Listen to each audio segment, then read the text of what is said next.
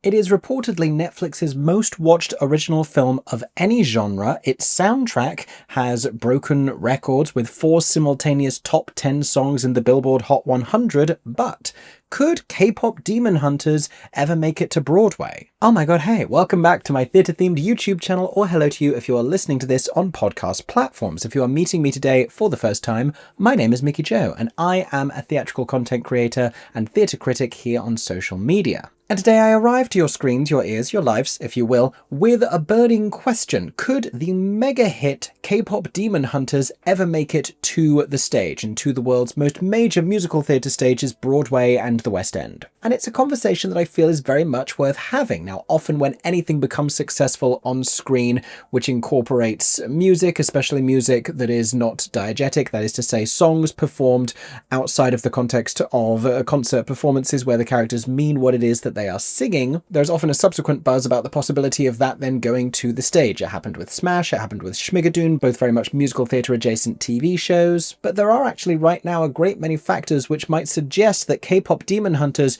could be really successful as a legitimate stage musical, not least of which is the recent Tony Award-winning success of another originally Korean-produced musical, Maybe Happy Ending, currently running at the Belasco Theatre on Broadway. That being said, I'm sure that many of you are right now getting ready to type a rebuttal because K-Pop Demon Hunters, if it made it to Broadway, wouldn't be Broadway's first K-pop inclusive musical, the last having been the musical K-pop, which famously ran for a very short number of performances. So the question becomes, does a property like K-Pop Demon Hunters have the kind of enormous global popularity that would guarantee its ability to sidestep some of the cultural issues faced by that other show? More to the point, would this even work as a stage musical? Is that even something that Netflix are considering? And if they are, is Broadway the only inevitable destination? All of these thoughts and more will be considered as we embark on this conversation, but in the meantime, I would also love to hear from you. Have you enjoyed K-Pop Demon Hunters? In my experience so far, having recently watched the film finally for myself, people either have no idea what this is or are obsessed with it. And if you haven't watched it and you don't have time to right now, at the very least listen to some of the biggest hits from the soundtrack. Because not since I last visited a British pub did I experience so many bangers. Let us know what you think of the movie and its potential for stage success in the comments section down below. And if you enjoyed listening to my thoughts, make sure to subscribe right here on YouTube, turn on channel notifications so that YouTube lets you know every time I share a new musical theatre themed video, or go follow me on podcast platforms. In the meantime, let's talk about it. Is K-Pop Demon Hunters going to make it to Broadway? So for the benefit of those of you who have clicked onto this despite having no idea what K-Pop Demon Hunters is, and I promise I'm going to try and limit the number of times that I say the title over and over again, let me explain a little bit. So this is a new Netflix animated film which, as the title suggests, combines the world of the K-pop music industry and its spectacle and scale and audacity, and in particular its fan culture, with a sort of Buffy the Vampire Slayer familiar plot about 3 young women whose moral duty it is to try and prevent demons from another realm taking over the known world. The critical notion unifying these 2 ideas within the narrative being that they do this with the power of their voices, particularly when they sing together in harmony, like it's Charmed or something. And from an entertainment point of view, that means that what the film does is combine this gorgeous, fantastical art style in which we have not only these very vibrant K-pop visuals and these great outfits and these huge stadium gigs and all of this wealth and extravagance and these huge lifestyles of these major music industry celebrities, but also the demonic world and these elaborate fight sequences. It's a really stunning animation style. Tonally, it is classic anime with a legitimately brilliant K-pop score, which presumably is the thing that has really catapulted this to enormous success and guaranteed its fan appeal, and is the reason why so many people are obsessed with this right now and why it's become Netflix's most successful film of all time, which obviously is a huge, huge deal. And I have often said, particularly when I was reviewing shows on Broadway in the last season, that a stage musical inherently needs 2 things. One of these is a great story and the other is great songs. And this property undeniably has fantastic songs and a brilliant soundtrack that could be very much expanded into a fuller theatrical score with a few more non-diegetic moments to gain insights into these different characters and their personalities, particularly our central protagonist, who has a lot of conflict around her identity. I'm not going to spoil it for you, but you can find out by watching the film. And it's from that we get that other thing that we need, which is the great story. Now, just K-pop singers singing together to banish demons is enough for a fun narrative, but where we gain real depth is in the guilt and the complicated moral questions arising around their duty and their responsibility, and the personal conflict experienced by their leader, who puts an enormous amount of pressure on herself, who feels pressure because of the demon hunting of it all, who also feels pressure coming from the K-pop industry, this manifesting as her losing her ability to sing as flawlessly as she always has. And it's that emotional depth that I think takes this from like a Six the Musical kind of a vibe into something more substantial. And evidently it has already resonated with a really wide audience. Which brings us very neatly to the next question. Is this something that Netflix would even want?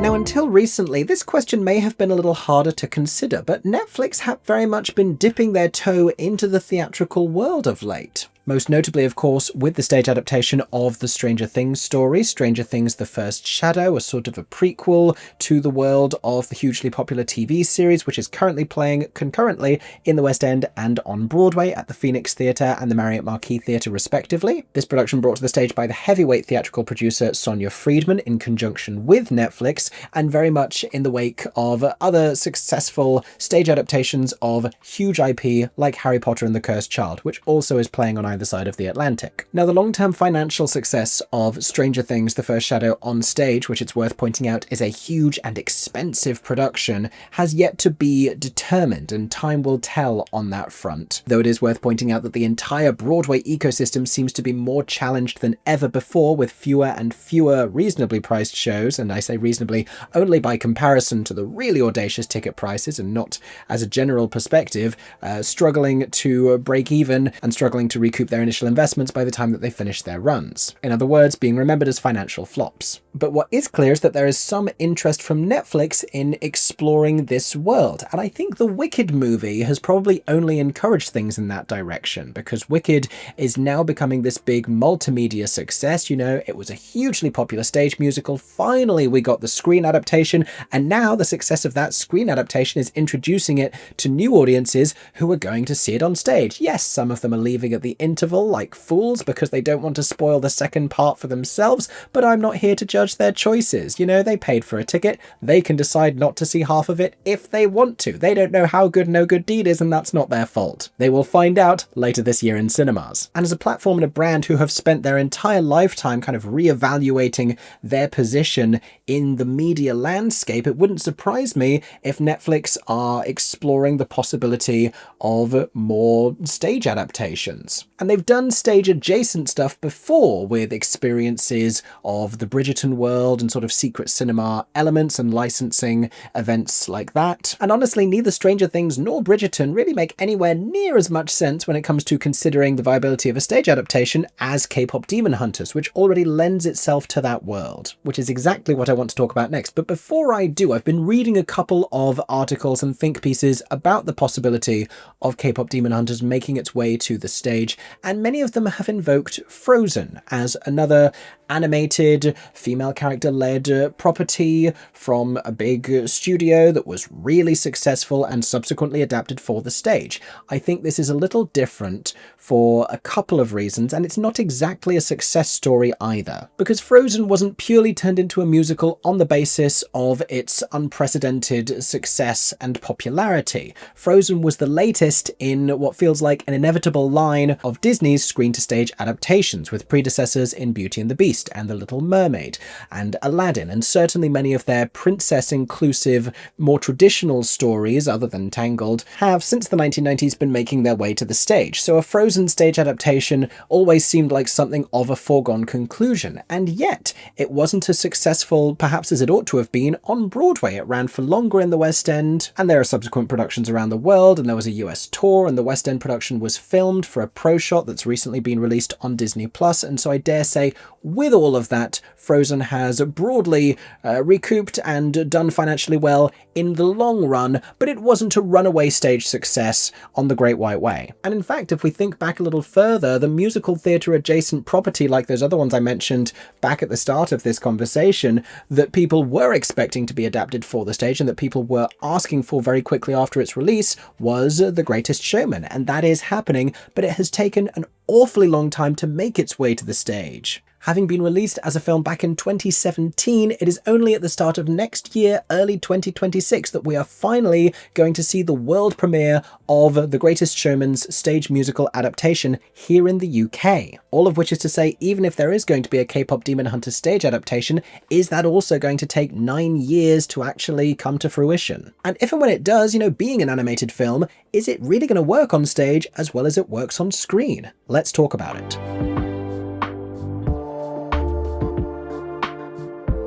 So, the theatrical viability of an animated film. Obviously, having already invoked Disney theatrical, they are the leaders of this particular Broadway subgenre when it comes to taking animated stories and turning them into live-action full stage musicals. They have been prolific in adapting their own catalogue, which isn't to say that they have had consistent critical or financial success. And honestly, we could spend a lot of time having a separate conversation about considering which Disney films have turned into successful stage shows and which ones bafflingly didn't. But what is clear is that in spite of objective Broadway disappointments like The Little Mermaid and Tarzan, they have been responsible for a handful of big hits, and none of them bigger than The Lion King. The Lion King is enormous. It is vast within the theatrical landscape, and it is essential to any conversation about stage success, about stage musicals adapted from films, and particularly stage musicals adapted from animated films.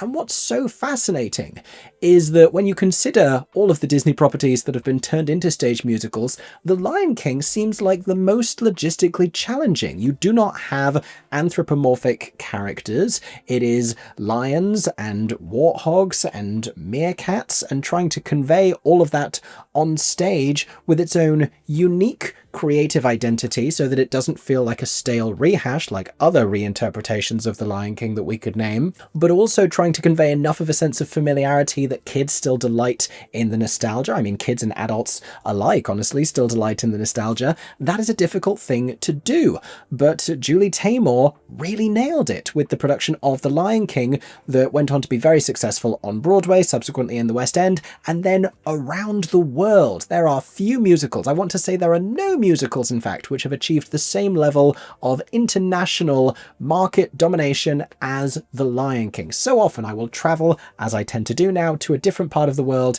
and discover their theatre district for the first time, and I will look at all the different theatres and find out what's playing there, and inevitably, somewhere, there will be The Lion King. There will be the Portuguese Lion King. In Brazil, that was there when I visited to go see Wicked. I have walked past the French Lion King. I have walked past the German Lion King. The Lion King is everywhere. And I think it's a great force in shutting down any conversation about the inherent challenges of adapting an animated property to the stage. And we're not talking Broadway here necessarily, but there have been stage show versions of Pokemon and the Teenage Mutant Ninja Turtles, and even the most challenging of concepts, people manage to find a way to stage. People are innovative, people are creative, and I don't think, for what it's worth, that K-Pop Demon Hunters actually offers you that many challenges. Like, they don't need to fall out of a plane at the beginning. They can be having that battle from their dressing room. And though, of course, you can't convey the same scale and energy of a stadium performance within most Broadway theatres or within most theatres around the world, what you can do is try and capture that same sense of excitement. Right now in the West End, a musical is playing at the Shaftesbury Theatre called Just for One Day that tells the story of Live Aid. And those two iconic simultaneous concerts that took place in the 1980s in Philadelphia and Wembley Stadium, and they are capturing that energy within a traditional West End theatre. It can be done. In terms of delivering those vocals and delivering that choreo, well, real K-pop bands do it all the time. The Queens in Six also do something very similar, very successfully, 8 times a week on Broadway. And by the time that we get to consider the demons of it all, that honestly feels like the easiest part of the show to bring to the stage. Like, throw some demons on, that's fine, that's easy, that's costuming, that's makeup, that's great lighting. We have all of these things. We have all of the tools to make K-Pop Demon Hunters really work on Broadway, in my opinion. Hell, I think creatively, the material already has a hell of a lot more going for it than a lot of new musicals that we see opening on Broadway at the moment, and it has a pre-built fan base. I think you would need to have a really insightful director, ideally one who well understands the nuances of anime as well as traditional book musicals, tonally speaking, in order to try and marry the two, because if we just take anime style dialogue and characterizations and put them on stage, then that is going to be jarring. But at the same time, you don't want to too heavily adapt the thing and sacrifice what it is about K-Pop Demon Hunters that the fans enjoy and will recognize. It's the same thing as The Lion King. It needs to have its own new, unique, creative identity. Otherwise, what's the point in even doing it on stage? You may as well just be doing it at a theme park at that point. But it also needs to have that level of familiarity, most of which you find in the music and in the storyline. But the best adaptations and the most celebrated ones retain the ethos and the heart and soul of the original project. Finally, if we're talking about the viability, we have to talk about how feasibly the show could be cast, and there is a wealth of brilliant talent who I think could bring these characters to the stage. And it's slightly serendipitous timing to be having this conversation, because recently, amidst a little bit of controversy about the recasting of Darren Criss with Andrew Barth Feldman in Maybe Happy Ending, a discussion was ignited about the underrepresentation and the comparative lack of opportunity for Asian talent on Broadway, of which there is an extraordinary amount. Hell, there are a bunch who have been in Six the Musical alone, and that obviously has a lot of overlap with the kind of skill set that you would need to play one of the main trio in K-Pop Demon Hunters. And it's a huge sing, and I'm already anticipating people commenting that no one is going to be able to replicate that vocal for a live performance, and to those people, I think you need to go and Google Jasmine Forsberg, or many of the other accomplished Broadway caliber performers like her. In short, the talent exists, and for what it's worth, I think Broadway and its audiences would really enjoy this music. I think in the post-Hamilton age that was continued by Six, we are seeing more and more overlap between catchy, dynamic pop and musical theatre scores. Which brings me very neatly, I feel, to the final point of consideration. Would this be successful on Broadway in its current climate?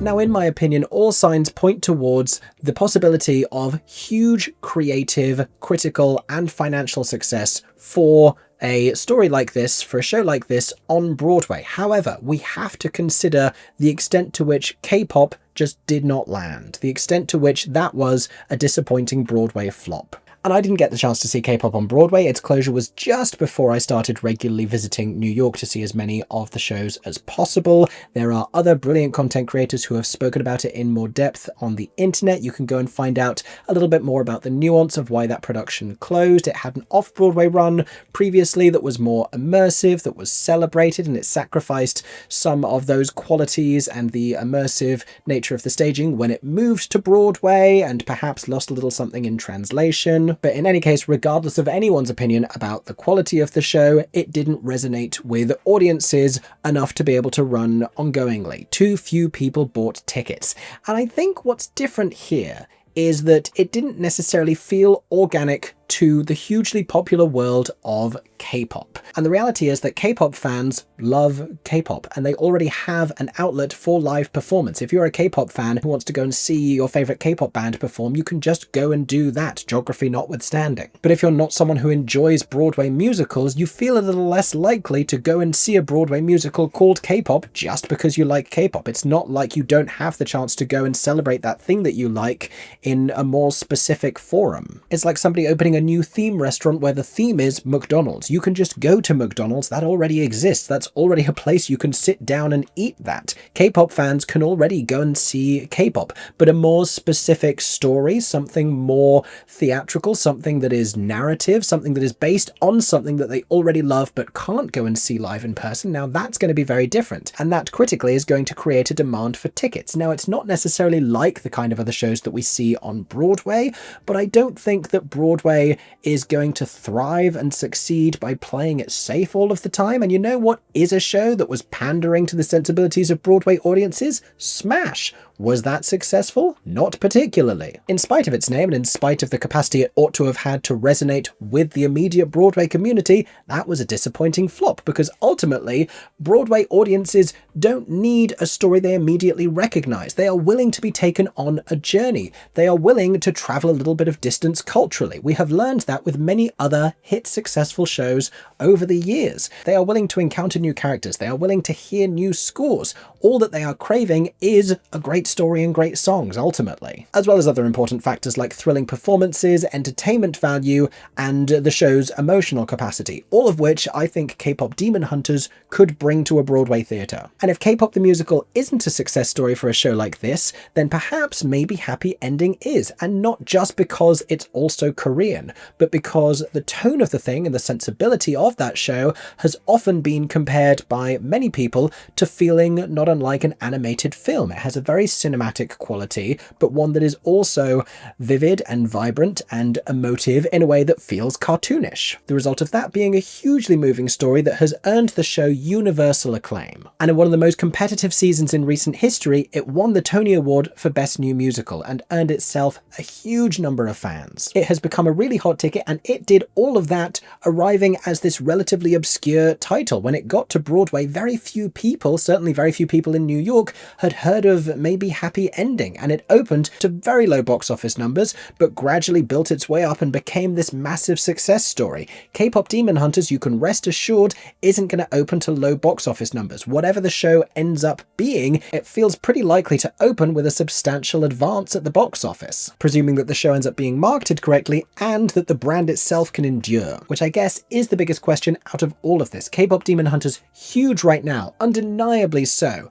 but Broadway musicals take a long time to be put together. Is that popularity going to last for long enough that it's going to help grant the show stage success? And I say all of this because right now some of the biggest producers on Broadway are openly talking about how financially challenging the landscape has become, and openly considering the possibility of no longer producing shows in New York while the costs to them remain so staggeringly high and so off-putting to potential investors. Of course, if there's one thing that investors do like, it is a show arriving with an extraordinary existing fan base.